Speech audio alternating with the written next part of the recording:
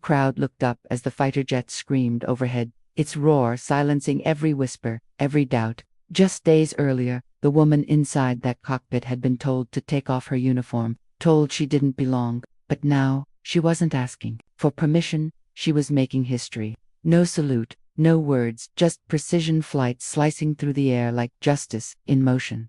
Who was this woman? And why did her uniform cause such discomfort until she became untouchable? This is the story of a moment that shattered quiet prejudice in the loudest way. Welcome, story lovers. Where are you watching from? Comment your city.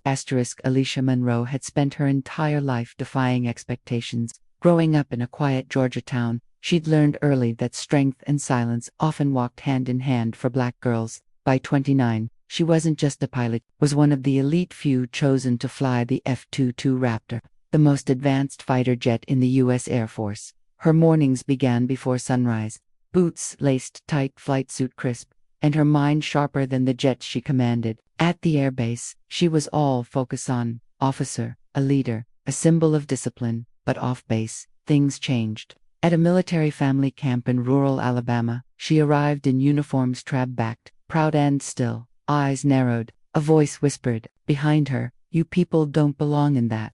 She kept walking, but that moment, that quiet sting, would ignite a storm she never saw coming. The air was thick with summer heat as Alicia stepped into the camp welcome center.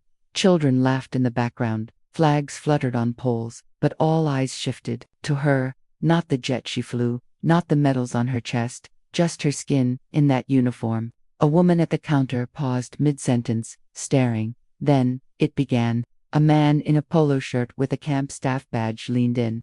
"Excuse me, ma'am, are you in costume for a demonstration?" Alicia blinked. "No, sir, I'm an active duty officer." He chuckled awkwardly, but didn't move. Minutes later, 2 security volunteers approached. "We need to verify your credentials," one said. Eyes narrowing, no greeting, no protocol, just suspicion. Alicia handed over her military ID, examined it like it might be fake, whispering to each other, eyeing her like a trespasser. A small crowd had gathered now, quiet but buzzing.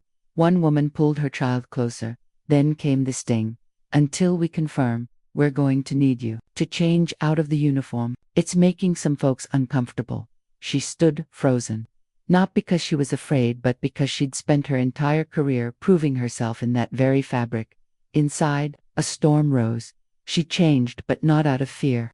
Out of strategy, because what they didn't know was that in just 48 hours, Alicia would soar over this very camp in full uniform, piloting an F-22 Raptor, and the entire town would look up. The roar shook the ground before they even saw her. Eyes turned upward as the F-22 Raptor carved through the sky like lightning.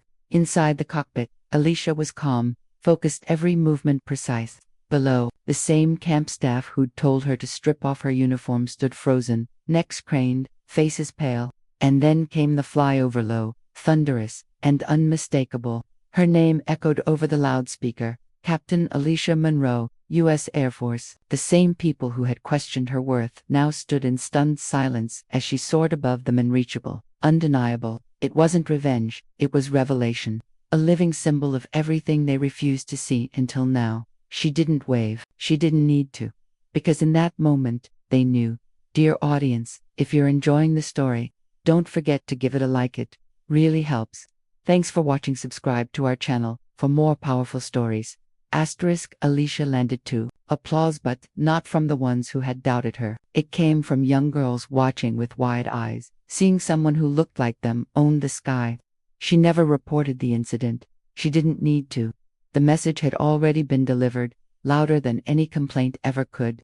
But the sting remained, not just for her, but for every Black woman who's had to be twice as good to be seen as half enough. Her story isn't rare, it's a mirror held up to a nation still uncomfortable with who gets to wear the uniform, who gets to lead, who gets to belong. How many more Alicias have to fly above the hate before we finally look up and see? Thanks for watching. Subscribe to our channel for more powerful stories and new videos.